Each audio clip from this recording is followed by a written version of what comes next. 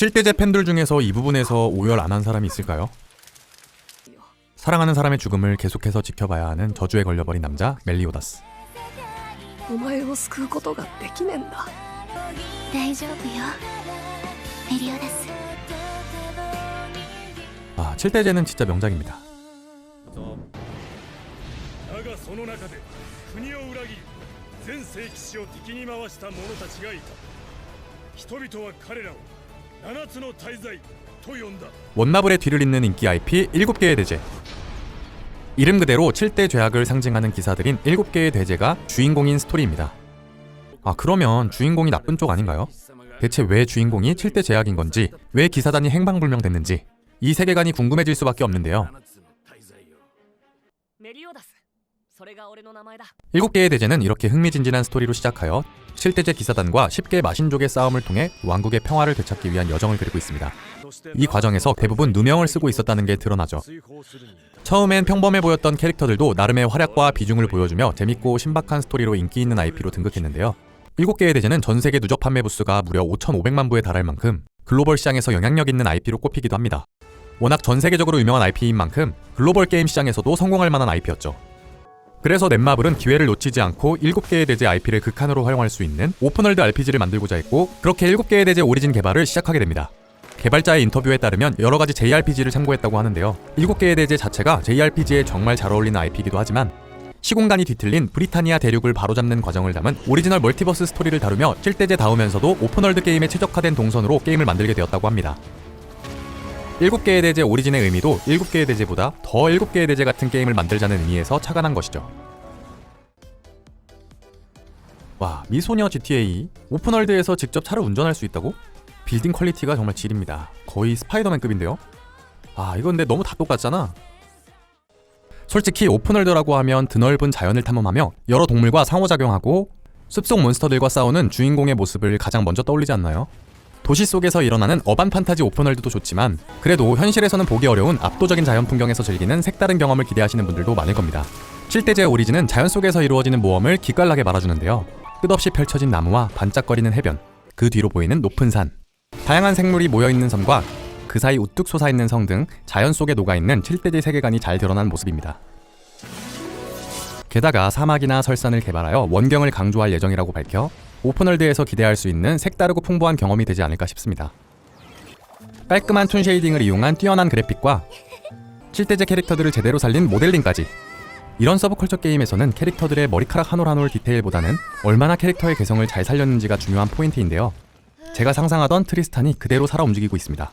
각 캐릭터들의 덱을 자유롭게 조합하여 QTE로 태그 액션을 즐길 수도 있고, 불을 사용하거나 식물을 소환하여 싸우는 등 각자 캐릭터들에게 맞는 속성 스킬을 사용하는 것으로 보입니다. 영웅들의 조합에 따라 연출이 달라지는 합동기를 사용할 수 있다고도 하네요. 그리고 모넌처럼 캐릭터들이 사용하는 무기에 따라 전투 방식이 달라지는데요. 트리스탄이 쌍검을 장착할 경우 보다 빠른 속도로 연속 공격을 할 수 있고, 대검을 장착할 경우에는 속도가 조금 느려지지만 강력한 공격을 할 수 있습니다. 그럼 무기에 따라서 스킬도 달라지냐고요? 예, 그렇습니다. 쌍검을 장착 시에는 하늘에서 유성을 떨어뜨리는 필살기를 쓸 수 있고요. 대검을 착용하면 거대한 검으로 적을 직선으로 밀어내며 타격할 수 있는 필살기를 사용할 수 있죠. 총 3가지의 무기를 사용할 수 있고, 이에 따른 무궁무진한 플레이가 가능해 보입니다. 밸런스가 벌써부터 걱정되기는 하지만 전투만큼은 정말 큰 신경을 써서 만들었구나 하는 생각이 듭니다. 게임업계에서 인기 IP를 가지고 게임을 제작하려는 시도는 정말 많았습니다. 대체 IP로 잘 된 게임이 뭐가 있냐 싶은 유저분들도 계실 텐데요. 하지만 그 어려운 걸 넷마블이 해냅니다. 바로 나 혼자만 레벨업 어라이즈. 뛰어난 원작 반영과 훌륭한 게임성으로 원작 IP 팬들에게도 좋은 반응을 이끌었었습니다. 이러한 성과를 보면 이미 넷마블의 IP 활용 능력은 검증되지 않았나 싶고요. 게다가 넷마블이 7개의 대제 IP에 대해서 이해도가 높다는 건 모든 7개의 대제 팬들이 알고 있을 텐데요. 넷마블의 전작 7개의 대제 그랜드 크로스와 7개의 대제 키우기를 통해서 그 역량을 증명했었습니다. 7개의 대제 그랜드 크로스는 글로벌 누적 매출이 무려 10억 달러가 넘어서는 등 전세계의 서브컬처 장르 매출 탑10에 이름을 올리기까지 했습니다. 이러한 인기에 힘입어 7개의 대제가 넷마블의 주요 IP로 거듭난 만큼 7대제 오리진에 대한 유저들의 기대 또한 커질 수밖에 없었는데요. 그래서 2023년 G스타에서 첫 PV가 공개된 당시에는 높은 게임 퀄리티, 특히 그래픽과 모델링에 많은 분들이 감동했다는 반응이 있었습니다. 7개의 대지 IP에 대한 신뢰가 보이는 반응들도 꽤 있었는데요. 게이머들이 선정한 오픈월드 RPG 기대작으로 계속해서 반열에 오르는 만큼 정말 기대하는 만큼만 나와준다면 이거 정말 인기 많을 것 같습니다. 개인적으로 7대제 오리진에서 기대되는 부분이 하나 더 있는데요. 바로 PVP 시스템입니다. 요즘 나오는 서브컬처 게임들이 대부분 싱글 게임이어서 새 캐릭터를 뽑고 스토리를 밀고 캐릭터가 또 새로 나오면 또 뽑고 그다음 보스를 잡고 이런 식의 패턴이 계속적으로 반복이 됩니다. 그래서 각 게임만의 차별화된 시스템과 새로운 콘텐츠가 중요해졌습니다. PVP 자체는 새롭고 신박한 시스템은 아닌데요. 그러나 PVP 시스템을 기용하는 게임이 거의 없다는 것이 핵심이죠. 서브컬처 게임에서는 에픽세븐과 새로 등장한 리메멘토의 이외에는 전무한 수준이었습니다. 그래서 PVP를 즐기는 유저들에게는 선택지가 많이 없기 때문에 전투의 재미를 끌어올리면서도 색다른 재미를 줄 수 있는 콘텐츠라고 볼 수 있죠. 게다가 턴제 RPG도 아니고 오픈월드 3D 액션 게임에서 PVP가 나온다? 그러면 정말 킥이 될 것 같습니다. 이 외에도 오픈월드 게임으로서 유저들이 기대할 만한 요소는 다 때려박았는데요. 요새 어떤 게임에서도 빠질 수 없는 낚시, 그리고 요리, 채광, 채집 등 생활형 콘텐츠는 물론 광활한 자연에서 즐기는 오픈월드의 꽃, 비행을 통해 시원시원한 액션을 즐길 수 있습니다. 게다가 물속에서 수중 탐험까지. 보통 물속까지는 구현하기 어려워서 포기를 하기 마련인데 와, 이거는 정말 오픈월드의 맛을 제대로 잘 살린 것 같습니다.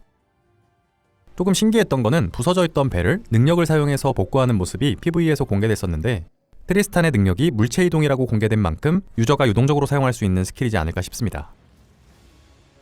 트리스탄 외에도 길선더는 전기창을 통한 물체 타격, 하우저는 높은 수직 점프, 티오레는 비행 특수 능력 등 캐릭터별로 특화되어 있는 모험 스킬이 다르기 때문에 모험에 있어서는 다양한 캐릭터의 기용이 가능할 것 같습니다. 게다가 낮과 밤, 그리고 기후도 매번 달라지며 날씨에 따라 몬스터의 행동이 변화하는 등 정말 이 세계에 살고 있다는 듯한 모습을 보여주는데요. 몬스터 웨어베어는 저녁이 되면 횃불을 들고 돌아다니거나 잠을 자고 숨나방은 밤에만 출몰하는 등 여러가지 디테일이 숨어있다고 합니다.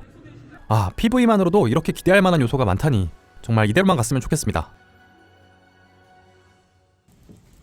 7대제 오리진은 모바일과 PC 그리고 콘솔 플랫폼에서 동시 출시 예정인데요. 이런 오픈월드 게임은 게임패드로 즐겼을 때의 재미가 배가 되기 때문에 콘솔 플랫폼의 동시 출시는 정말 반길만한 소식인 것 같습니다. 특히 진동을 이용한 액션의 짜릿한 손맛과 재미가 정말 기대가 됩니다. 최근에는 태블릿과 게임패드를 이용한 유동적인 플레이를 즐기는 유저들도 늘어나는 추세이기 때문에 다양한 유저들에게 긍정적인 반응을 이끌어내지 않을까 싶습니다. 하지만 멀티플랫폼으로 출시된 오픈월드 게임들의 고질적인 문제, 바로 최적화인데요. 오픈월드라는 방대한 용량과 뛰어난 그래픽을 위한 고사양을 요구하기 때문에 네로라는 오픈월드 게임들도 모바일에서는 플레이할 수 없는 수준이라며 계속해서 비판을 받고 있는 추세인데요. 개발자 인터뷰에서 보면 콘솔 플랫폼과 모바일에 맞춰 최적화를 진행할 예정이고 글로벌 게임 시장을 노리는 만큼 여러 국가에서 불편함 없이 즐길 수 있도록 잘 개발 중이라고 합니다. 오픈월드 게임이니 아직 모바일에서 즐기기 위해서는 어느 정도 타협을 봐야 한다는 건 유저들도 잘 알고 있는 사실이지만 그래픽 사양을 좀 더 낮추더라도 모바일에서 잘 돌아가기만 해준다면 이 게임 정말 꿀릴 게 없어 보입니다. 이렇게 정리하다 보니 정말 작정하고 게임을 만들고 있구나 싶은데요. 워낙 기대도 크고 걱정도 많지만 지금까지 공개된 정보에만 따르면 여러분들 정말 7개의 대제 오리진 기대해볼 만하지 않나요? 일단 저는 나오자마자 엄청나게 열심히 달려볼 것 같습니다. 7대제 오리진에 대한 새로운 정보가 나올 때마다 계속 영상을 만들어 보도록 하겠습니다. 네, 오늘 영상도 재밌었다면 구독, 좋아요, 알림 설정까지 부탁드립니다. 그럼 오늘도 질덕한 하루 되시길 바라겠습니다. 이상 덕섭이었습니다.